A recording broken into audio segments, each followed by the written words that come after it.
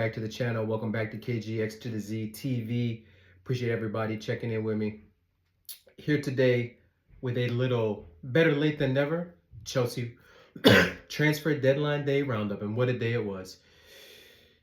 Obviously, we'll start with the big news, right? The biggest news was an actual transfer that never actually amounted to anything, right?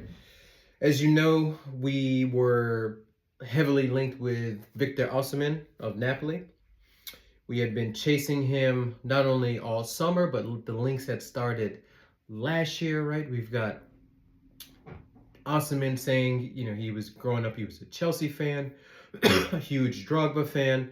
You had ex-Chelsea midfielder and current podcaster slash Nicholas Jackson agitator, John Obi Mikel, very openly campaigning for Osimhen, his Nigerian counterpart, Nigerian buddy. And it seemed like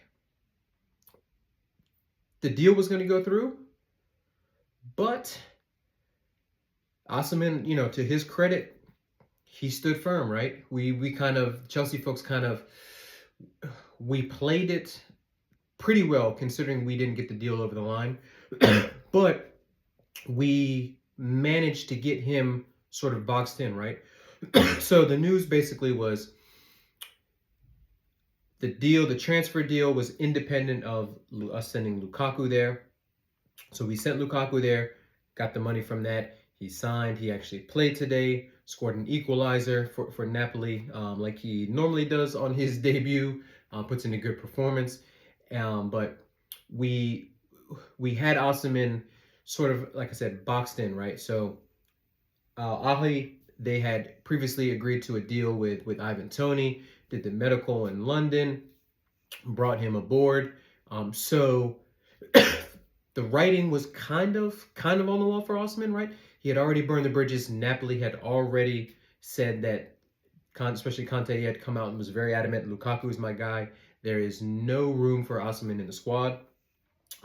They even stripped his number 9 from him and gave it to Lukaku, which was a little reminiscent of what we kind of did with Sterling in the number 7. But yeah, we went down there, had the big guns flying, Boli, Bali, probably some of the sporting directors, gone down there, probably to Naples after our Thursday match in Switzerland versus Serviette, and presented the offer to Napoli, right? So really, this is one of those cases where normally you negotiate with the player first, you get the player to agree to the wages, and then it's a matter of the two clubs working out a transfer. In our case, it wasn't like that, right? The deal and the price for Osimhen had significantly dropped, right? His release clause is something like 120, 110 million because he just signed a new contract. So we had somehow negotiated and got that down to around the 60 million, maybe 50 million pound mark. So that wasn't an issue, but it was just the wages, right? So Osimhen's currently rumored to be on around 250K net right now in euros. And we came in supposedly with an offer of 155,000 pounds a week with incentives, maybe goal incentives, maybe top 4 incentives. But to Osimhen's credit, he stood firm and said, you know what? I'm more than happy to sit out, to not play a part of Napoli, to not join Chelsea, to not go to Saudi, where the Saudis had tabled I think 20 million or 25, maybe even 30 million a year offer. So, we put the contract on the table. We said, you know what, this is how far we're going to go up, and take it or leave it. And like I said, to Osimhen's credit, he said, no, thank you. It's not what I want. It's not what my agent wants. And we both parted ways, with neither of us sort of bending to the other's will. So fair play to Chelsea, fair play to Osimhen. It looks like this is one of those rare situations where all 3 parties involved, Napoli don't get their players sale and they still have to pay his wages. Osherman doesn't get his move to Chelsea, and Chelsea don't get the player. So, is what it is. We'll potentially revisit it in Thursday, or I'm sorry, not Thursday, next January, if he is still there, because the Saudi window closes a little bit later. Plus, you know, Saudi league being backed by the government, they can sort of make their own rules and kind of break their own rules. So not too fussed about it, because I don't think Osimhen is the type of player that we should be breaking our wage structure on, right? I do not think he is the world-class striker that a lot of folks think he is. Obviously, 2 years ago when Napoli won the Scudetto, that was his best year. I think he had something like 25 goals. But if you actually look at it last year, I think he had 15 goals in the league and 25 appearances, which isn't too bad, his goal to game ratio. But when you're factoring in the fact that he only managed to play 25 matches out of 38, the year before was probably the only year where he's really, really stayed healthy. I think every other year, whether it's at Napoli or at Lille, he didn't manage to play over 30 games in a season. So, injury record aside, his poor form at AFCON, which was pretty much the last competitive action that we saw him, sort of really, once PSG kind of pulled out early in the summer, the market for Osimhen was us, Saudi, or nothing, right? You knew Conte was going to get his man, and eventually he did get Lukaku. So, like I said, it really boxed Osimhen in. Might have gotten bad advice from his lawyer and his camp in terms of his market value and his options. He's very adamant about putting a release clause in his whatever new contract he signs. So, lot of baggage around Osimhen when it comes to his camp, and you factor that in, plus the injury concerns, and what his overall play style is and how that would fit into Chelsea. I'm more inclined to say I'm okay to roll with what we have and then reassess in January. If we're being brutally honest, considering the price, in terms of the transfer, um, I would have probably preferred Ivan Toney. He would have brought a little bit something different. He's got very good link-up play, very strong, very good in the air. Obviously, of a older profile, probably not as rapid as Osimhen. Definitely not as rapid as Nico, but he would have been a very good complementary piece in terms of giving us a different profile. Because one of my biggest concerns of the season is going into the season with Giwi as our number two striker, right? He's just very, very talented, but he is just not ready for the physicality of this league. His overall game is just not up to speed yet. So, left ourselves very short there. But let's just run through. So the Osimhen deal obviously didn't go through, but let's look at the deals that did go through starting at the beginning of the summer, right? So we had Tosin join from Fulham on a free. We had Esteval technically join from Palmeiras for around 35 million plus some bonuses and things like that. We had Omari Kellyman join in the Ian Matson sort of swap deal for about 19 million. We had Gui join for 5 million. Dewsbury Hall from Leicester for about 30 million. Renato Vega from Basel for about 12. Caleb Wiley from Atlanta United for about 8.5 million, but he immediately got sent out to Strasbourg, where I actually think he got an assist not today but yesterday in a crazy 4-3 loss versus Lyon. We had Jorgensen join from Villarreal for about 20 million. We did purchase a center back from Boca, Aaron Anselmino, Anselmino. There we go. Third time's a charm, right? 15 for about 16 mil. Won't be joining until either January or next year. He might be on a season-long loan, I think so. We had João Felix come back when we kind of made the swap deal with Conor Gallagher going to Atletico. We activated Pedro Neto's release clause, so 51 million from Wolves. Scooped young Mike Penders, another keeper from Genk, for about 17 million, but he's back there on loan. And then, of course, the transfer deadline day, Jadon Sancho, a loan with an obligation to buy. which finally went through today, right? The deal sheet was signed, so everything like that. So the transfer can kind of wait a little bit. But he signed today. I think he's wearing number 19. No loan fee. There's like a split wage kind of structure or payment going on for this year, and then he's agreed to go on some reduced wages for next year. The loan does become permanent. From what I've read, is as long as we finished 14th place or higher, it becomes permanent.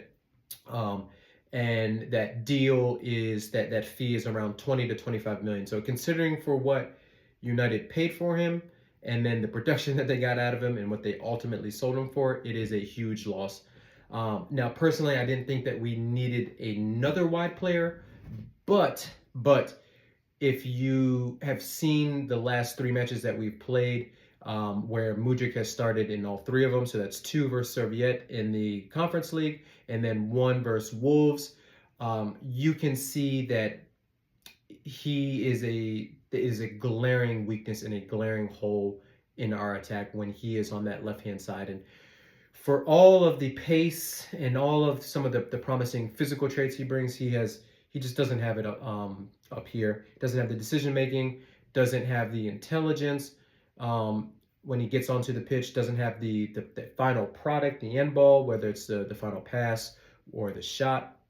And if you were looking at him from an aspect of, all right, you need to seize this opportunity in these three matches, right, before the likes of Neto gets fully fit, before Felix is kind of fully fit, and then now before Sancho came in, you look at it like those are all three players in completely different profiles, right? We know Neto is sort of a counter-attacker up and down that left side with pace, or that right side. We know Felix is going to always naturally tuck inside. And then we know Sancho is more of a tuck inside, play 1-2s, 1v1 kind of guy. Different profiles, but all of them you have to look at the reality of the situation right now, and all of them are better players than Mudryk. So if you're telling me that we will no longer see Mudryk except for maybe, I don't know, we play Barrow in the Carabao Cup.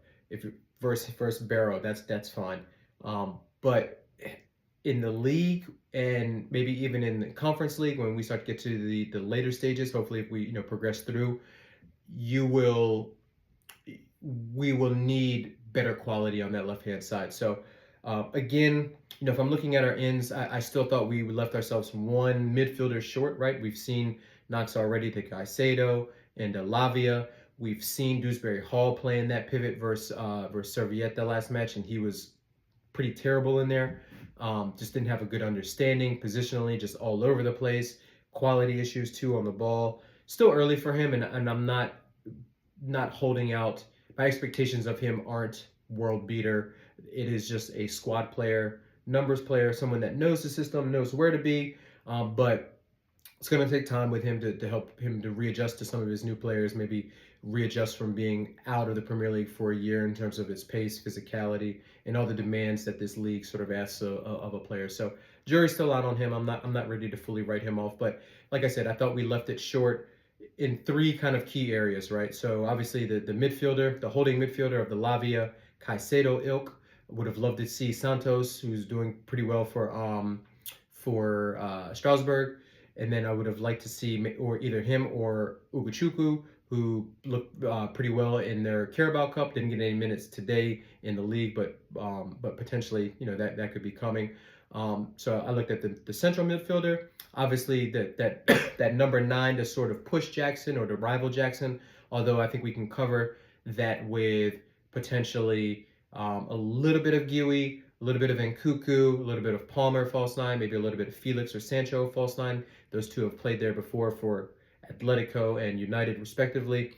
And then I really thought that we could have used with shipping out one of Disasi or Badiashile, especially with Chalobah going, which we'll talk about a little bit. But I thought we could have used an extra center back, preferably Guéhi. You know my thoughts on Marc Guéhi. I thought he would have been good to bring back home. Someone that can organize the back lines, got recovery pace, decent on the ball, still a young profile, knows Chelsea, knows the club, so would automatically have that connection with the fan. And like I said before, more importantly, a leader, right? I look at our defenders and I just don't see anyone that's capable of organizing the back line, whether that's Colwell, Fofana, Tosin to Sassy, Badiashile. You can see that too in the way Maresca sort of approached the preseason by kind of rotating those center backs and all giving them all equal opportunities to sort of play in that central center back role when we're in possession. And you saw all five of them struggle at various times. So obviously the defense is my biggest concern, but it would be nice too to have an extra body in there to help just help sweep up. So that covers the incomings, the outgoings, right? So once we'll sort of start from the beginning of the summer, even going back a little bit to last year, right? So we had Lewis Hall go to Newcastle, went there last year on loan with an obligation to buy. So that went through this year. That's about 28 million.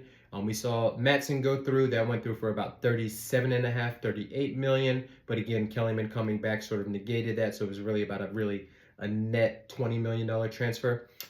We saw Ziyech go on a free to Galatasaray. Thiago Silva was released and ultimately signed with Fluminense. We saw some of the youngsters like Dion Rakeen, Michael Golding, not Michael Golding, Charlie Webster make transfers. And then we had folks like Michael Golding went to Leicester City for $5 million.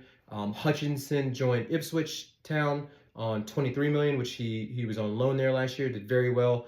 Very nice pickup from us in terms of just pure profit, right? We picked him up off of Arsenal's academy and then shipped him immediately out on loan and then sold him for 23 million. So nice little profit there. I actually do like the player and I hope he does well at Ipswich, also a Jamaican international, so Wagwan brother. But we saw us finally terminate the contract of Malang Sarr, so big up Malang. Made the move to, I think, RC Lens in France, so finally getting a chance to play some regular football. I hope he does well. We've got, I've got a list, to be honest with you, because it's so long, it'd be impossible for me to remember all these, right? But we got Santos going out on loan to Strasbourg. We've got Alfie Gilchrist, who went down to the Championship for Sheffield. I think he was man of the match in his first game there, did fairly well. Bashir Humphreys went to Burnley with a loan with an obligation to buy. I think he started in their cup match. I didn't know they did play today. I saw them on TV earlier, but I obviously didn't check them out because the Prem was on. But want to see how he does there at Burnley. They're looking to come back up after immediately getting relegated last year. The Gallagher deal, all the drama that went through, that was about 35 million. Leo Castadine went to Shrewsbury on loan. Kepa, in a late move, was extended for a year and then went to Bournemouth on loan. He actually started today, gave up 2 goals, but as you've seen, or hopefully you've seen by now, their crazy comeback down to 2-0 to Everton at Goodison. And then they scored 3 goals after the 87th minute. So big up Kepa. Hopefully he does well there, and we can recoup some sort of a transfer fee from him, even if it's peanuts. Obviously, Lukaku to Napoli, I talked about before, 30 million. Tino Anjonin went to Empoli. Hopefully he can stay healthy. It doesn't look like, looks like the fee was undisclosed, or it wasn't, maybe not even a fee, but I know we do have a 50% sell-on clause. So even if he does well, which I hope he does, again, just because he had a lot of promise and ran into some bad foot injuries. But if he does go, say it's even like 10 million, that's 50%, 5 million coming coming back to us, so that's a good deal. Ronnie Stutter to Burton Albion on loan.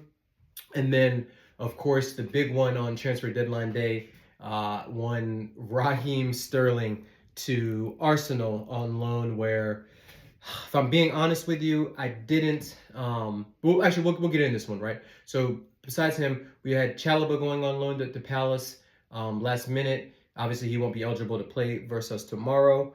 We had Broja, whose loan to Ipswich fell through because of a medical issue. Supposedly, he was injured in training. That fell through twice, but then Everton, given the injury concerns that always sort of surround Dominic Calvert-Lewin, that they decided to get a loan option with not an obligation, but an option to buy for around 30 million. Chelsea obviously said yes. He probably won't feature for a little while he sort of rehabs and gets back into shape. But just jumping back a little bit, Um, Sterling. Sterling to Arsenal on loan. And even though I'm not the biggest Sterling fan, I would have to say I don't like this loan at all. If you would have told me that we would have sent Sterling out on loan at the beginning of the window, I would have said, all right, cool. It would have been better to get him off the books, but obviously 300K a week makes it extremely difficult, especially considering the two underperforming sort of years that he's had here compared to what he's shown in the past with the likes of City, with the likes of Liverpool. But the trepidation behind why I have bad feelings about this is really attributed to, I think we're strengthening a rival, right? Arsenal, they loaned out Reece Nelson late and then bring in Sterling, who I think is a much better player than Vieira, who went out on loan, I think back to Porto, to Reece Nelson, and even to Eddie, who also got shipped out to the Crystal Palace. Who maybe we see him tomorrow in the Palace Chelsea game. But considering that we're still paying half of his wages and it's not a permanent deal, I guess what the thinking behind, or the rationale behind the board was, we will send him out and we will recoup some of the 300K a week instead of just having him rot in the all banishment team and then possibly making a move later on down the line. But what I don't like is, like I mentioned before, we're definitely strengthening the rival, right? They've got competition on that left-hand side with Martinelli, Trossard, who started today. And then the right side, you've obviously got Saka. But behind him, you're really looking at, that's where Sterling is going to play. Potentially off the left too, should they get some injuries. We know Trossard's probably a little bit better from the bench. Martinelli's been underwhelming for the better part of a year. So you're looking at a player that still 8 goals, 4 assists last year for us in the Premier League, and thinking about 31 matches, which isn't terrible, right? We saw, some of the good points. The goal over City, we saw some of the bad points, just the 3v1 versus Wolves and things like that. So, a little bit more quality here, a little bit more quality there. He could have easily been double digits. Could have been around 15 G&A, which in our side, as a winger, minus Cole Palmer, that's not too bad of a return. But just giving them an additional attacker, which is what they've needed, right? They've needed either a center forward or basically someone that can play across their attacking trident. Mainly, either someone at the center forward spot, which we know Raz can't do, but also a capable Saka backup, and that is what Sterling could do if he keeps his head down, adapts to the system, and sort of picks up and kind of gels with the team pretty quickly, right? We know the expectations for Arsenal is deep run in the Champions League and to win the league, right? Result today aside, where they drew to Brighton, they still are by far one of the best teams, not only in the league but also in Europe. And it pains me to say that, especially given that we've shipped them another experienced attacker, someone that's got championship pedigree in terms of his time there with Man City, knows the pressures of playing for a big club, right? He's played for Chelsea, he's played for Liverpool, he's played for City, and now he's played for Arsenal, right? He just needs to play for United and sort of complete the holy trinity of big, huge, massive clubs in England. But again, I look at it like we are just. It's nice to get him gone, because obviously Maresca didn't see a fit for him in his system. But we're basically just kicking the can down the road for one more year, right? Worst case scenario for us, he doesn't play well there and he comes back and his wages are still in the books. Best case scenario, he plays well. We can get a fee for him next year. We move him on. He agrees to reduce wages. But if he plays well, it could bode well for Arsenal. And do you really want to give Arsenal, as a Chelsea fan, give Arsenal an extra boost, an extra push up top to potentially push them over the hump and kind of take them to their first league title since the Invincibles. So that's how I look at it. Do I think Raz can be that sort of player for them? Honestly, I think he can. I think he still has some quality left in him, and I think that the minutes, the matches, the accumulation, the kicks is going to eventually catch up to Saka. Where we've seen it before with a lot of other players, who've just been subject to that kind of physical confrontations, physical punishment at an early age, where they burn out. Sterling was like that too, right? Sterling broke into the league 17, right? 17 getting capped by or getting minutes in Liverpool's first team. So we know there's a lot of miles on those legs, and players like that can sort of break down. Although the credit to Rez, he's kept up his physical condition. He's still quick. He on his day, he's still insanely pacey off the mark. But it's just with him, it's just the technical quality, the finishing, the lapses of concentration, the poor technique, and things like that. So I look at it again, even with those faults, he is a player to me that improves their first team, which gives them a better opportunity to potentially win their first league since 2003. So all in all, if I had to give the transfer window, our transfer window a grade, we sell well like we always do. We got a lot of players not on very high wages, which is nice. We've picked up some pieces that are for the future, in the Estivals, the Anselimos, and things like that. But I don't think we strengthened enough in terms of everyone behind it. We everyone behind the attack. We pushed that attack to the level where we should be. Last year, I think we were 76 goals without Nkuku. Then you add Neto, you add Felix, you add Sancho with hopefully an improving Jackson, an improving Madueke.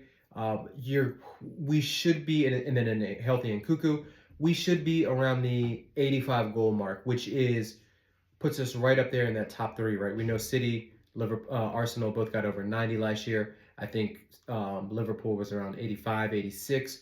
You score that many amount of goals, and we cut the goals on that we concede, and we really could be solidifying that top four. But